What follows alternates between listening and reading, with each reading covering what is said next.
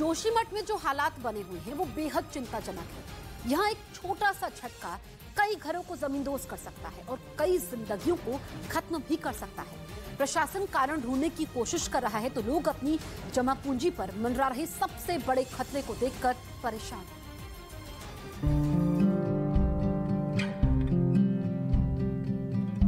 जोशीमठ में जो हालात बने हैं वो कई सवालों को जन्म दे रहे हैं और इन सवालों का जवाब फिलहाल किसी के पास नहीं है। दीवारों में पड़ी मोटी मोटी दरारें बता रही हैं कि सबसे बड़ा खतरा इस शहर से चंद कदम ही दूर है। मोटी मोटी दरारें और धंसती हुई धरती। ये देखिए फर्श साफ तौर पर आप देख सकते हैं किस तरीके से यहाँ पर धंसा हुआ है। न सिर्फ इतना बल्कि इस घर के अंदर की तमाम दीवारें हम और भी दिखाएंगे और इन दीवारों में टूटी हुई दीवारों के बीच खौफ में रहने को मजबूर लोग हैं और सिर्फ एक दो दरार नहीं है बल्कि कई मोटी मोटी दरारें यहाँ पर आप साफ तौर पर देख सकते हैं। इतनी मोटी दरारें कि आप आर पार देख सकते हैं। ऐसे में देखिए अगर एक झटका आया, क्योंकि सिस्मिक जोन 5 में ये आता है यानी कि बेहद संवेदनशील, ऐसे में अगर एक झटका आया तो साफ तौर पर ये घर धराशायी हो जाएगा। लेकिन इस तरफ भी आप आगे बढ़ेंगे, ये देखिए किस तरीके से यहाँ पर कपड़ा लगाकर, क्योंकि आर पार दिखाई दे रहा है इसलिए कपड़ा लगाकर यहाँ पर व्यवस्था की गई है जिससे कि आर पार दिखाई ना दे और यहाँ से हवाएं ना आए। इन भयावह हालात को देखकर लोग डरे सहमे हैं और वो रात में भी सो नहीं पा रहे हैं। पहले हल्की हल्की दरारें थी और धीरे धीरे बढ़ते बढ़ते गया। कल परसों से कुछ ज्यादा ही दरारें आ गई जिससे कि हमें रात को बहुत परेशानी हो रही है। रात को कभी डर जैसी लग रही कि ऐसा लगता है कि एक अभी कहीं जमींदोज ना हो जाए। इस इलाके में हालात बिगड़ते जा रहे हैं। जमीन और दीवारों में पड़ी दरारें बढ़ती जा रही हैं। ऐसे में कब कोई बड़ा हादसा हो जाए इसका अंदाजा नहीं लगाया जा सकता।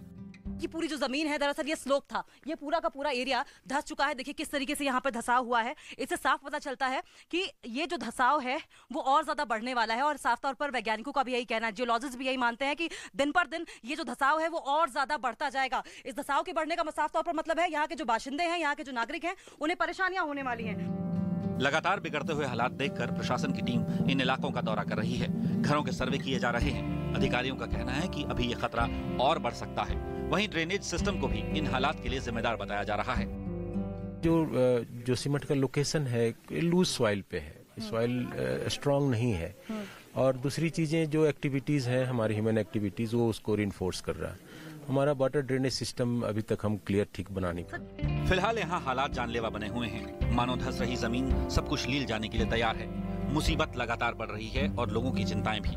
ऐसे में सवाल ये भी है कि कहीं प्रकृति किसी प्रलय की तरफ इशारा तो नहीं कर रही। इधर बीजेपी ने पीएफआई के राजनीतिक संगठन एसडीपीआई पर बैन लगाने की मांग की। उन्होंने बेंगलुरु हिंसा में एसडीपीआई की भूमिका सामने आने पर बैन की मांग की और बेंगलुरु हिंसा में एसडीपीआई की भूमिका का पर्दाफाश मजिस्ट्रेट जांच रिपोर्ट से हुआ, जिसमें आरोप लगा कि एसडीपीआई के सदस्यों ने 2020 में बेंगलुरु में हुई हिंसा में लोगों को भड़काने का काम किया था। रिपोर्ट में आरोप है कि इसकी वजह से वहां हिंसा फैली, जिसके बाद बीजेपी ने पीएफआई के राजनीतिक संगठन एसडीपीआई पर बैन लगाने की मांग की। इस बीच अमेरिकी संसद में स्पीकर के चुनाव में डोनाल्ड ट्रंप को सिर्फ एक वोट मिला, जिसके बाद वहां मौजूद सभी सांसद हंसने लगे, क्योंकि 400 से ज्यादा सांसदों वाले अमेरिकी सदन में डोनाल्ड ट्रंप को सिर्फ एक वोट मिला। इसकी घोषणा होते ही वहां मौजूद सांसद हंसने लगे। अमेरिकी संसद में 12 राउंड के मतदान के बाद भी डोनाल्ड ट्रंप को सिर्फ एक ही वोट मिल पाया।